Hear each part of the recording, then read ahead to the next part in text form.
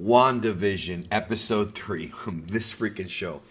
Yeah, so, last week's episode, I actually went back and I watched, 2 episodes.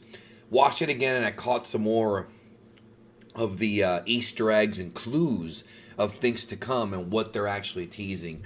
And, I said it last week, and I'm familiar with the shows they're parodying. I was never a super huge fan of them, but I am familiar with them. And this week's episode is kind of a parody of the Brady Bunch mixed with the Mary Tyler Moore Show. They're kind of moving into the 60s and 70s now, mostly the 70s. And it's such a joy to see how they're able to, parody these shows effectively.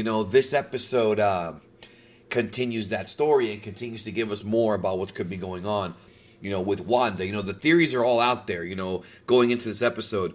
Is this Scarlet Witch creating pocket universes and alternate realities, which she certainly has the powers to do, at least in the comic books, or is this all just a dream? And that's kind of what we're kind of wondering going into this. But when you take that away, when you just don't really focus on what's really going on, just focus on the actual story and the comedic aspect of the show, it's pretty damn enjoyable. And I understand some folks might not get it.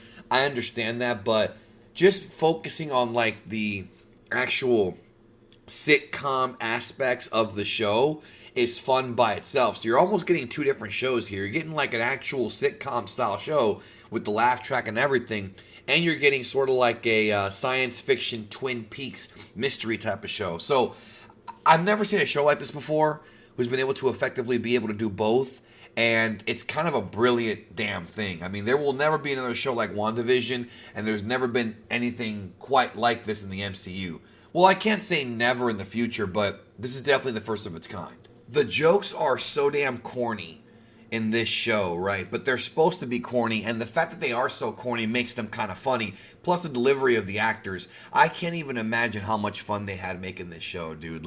This is like a dream gig for an actor because you're in a Disney MCU project. You're probably getting paid some real good cheddar cheese, and you get to just have fun.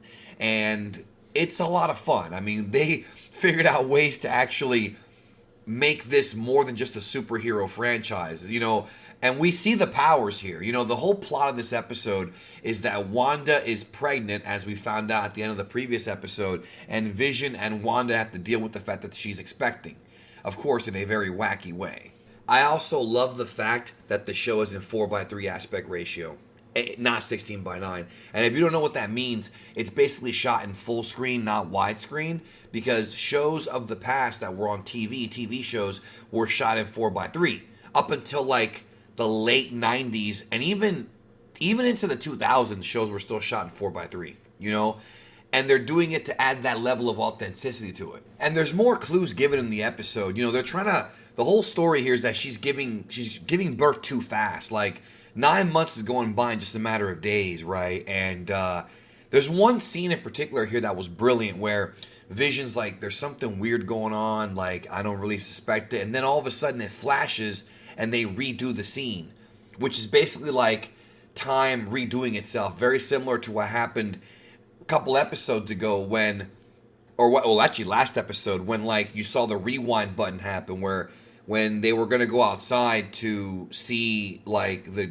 guy coming out of the sewer or whatever, rewound. So whatever's going on here, whether it be Wanda in control of this reality or not, obviously she or whomever's in control of this is trying to prevent them from figuring out what's really going on. And it's fascinating to me. The actual scene where she gave birth was funny, dude. The whole house is all out of whack, and Geraldine's trying to help her, go into labor and whatnot. It was great. And again, this is the kind of stuff that you see in these old sitcoms, obviously without the superpowers, but you get what I'm saying. If you've watched them, you know what I'm talking about. There's always an episode, or at least sometimes an episode with a pregnant woman, and it's always leads to comedy. Then when they revealed there was another kid coming, I'm like, wait a second. I'm starting to think about the Marvel Comics now. I'm like, wait just a minute. Are they really going to do what I think they're going to do? And then things get really interesting after she gives birth, because she remembers that she was a twin, Wanda, that is, and remembers Pietro, a.k.a. Quicksilver, and how he was killed by Ultron in Avengers Age of Ultron. And I'm like, oh, here we go. And then Wanda notices that Geraldine, who's supposed to be Monica Rambeau, by the way, and that all is going to make sense, I'm sure, is has a sword necklace. Oh, here we go again with the sword. If you saw last week's episode in my reviews, you know what they're teasing. And then Geraldine gets warped into some other place, like she gets warped into like some field, and she's surrounded by these agents. Now, I don't know if these agents are supposed to be S.H.I.E.L.D., SWORD, or Hydra. They don't actually, I didn't even notice, to be honest with you. I didn't take a good look at what they're, what they were supposed to be. I couldn't tell. But it's, again, feels like Wanda is the one in control of this, throwing people out who are trying to awaken her from her dream. She's in a dream state, it seems, or she's trapped herself in some kind of alternate realm or something. That's my guess. I could be wrong. That's my guess. What do you think? Let me know in the comments. I did enjoy this episode quite a bit. It felt very short, though. It wasn't very long at all. And it went by pretty quickly, and it was fun. So I am curious about where we go. No Evan Peters, though. As the rumor said that, we were going to see Evan Peters in this episode. He's not in this one. So we'll see where we go from here if he does appear. If not, maybe it was an incorrect rumor. Anyways, talk to you next time.